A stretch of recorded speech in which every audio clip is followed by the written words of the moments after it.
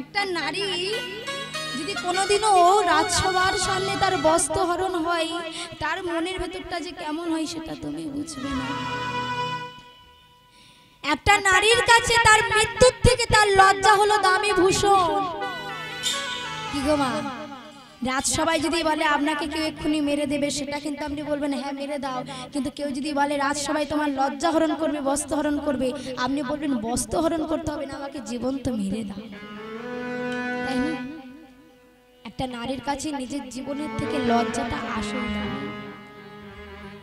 দ্রৌপদী ভগবানের হাতগুলো ধরে করো জোরে বলছে, দয়াময় সেদিন তুমি যদি না আমার বস্ত্র দিতে আমি হয়তো মারা যেতাম। আর আজকে আমি আমার জুতো জোড়া তোমার মস্তকে কেন দিয়েছি জানো? এই জগতের লোকের কাছে নিজের সুখটা হলো নিজের সুখ। আর এই জগতে যারা ভক্ত হয়, এই জগতে যারা বিশেষ করে কৃষ্ণ ভক্ত হয়, তাদের কাছে ভগবানের সুখ, কৃষ্ণের সুখটা হলো নিজের সুখ। নিতাই গৌর কৃষ্ণ প্রেমানন্দ। আমরা তোমার নিজেদেরকে ভালোবাসি, নিজেদের জন্য ভগবানকে ডাকি। আর রাধারানী ভগবানকে ডাকতো ভগবানের কারণে। আমরা ভগবানকে সেবা দিই নিজেদের কারণে। ভগবান ছেলের চাকরি দাও, মেয়ের ভালো ঘরে বিবাহ দাও। আর রাধারানী ভগবানকে ডাকতো ভগবানের কারণে। ভগবান যদি সেবা পেয়ে আনন্দ পায়, তাহলে রাধারানী কিঞ্চিত সেবা পাবে।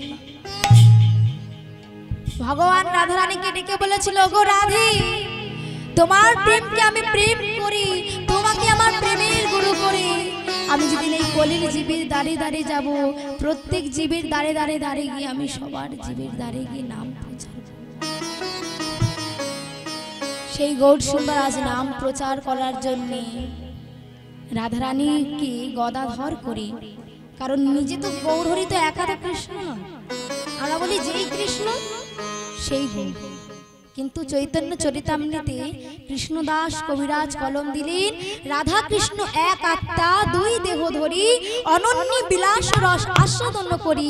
সেই দুই রস এবে চৈতন্য গোসাই, শ্রী রাধার ভাব আস্বাদিতে দোহে হইলা একোঠা। নিতাই গৌর কৃষ্ণ প্রেমানন্দ।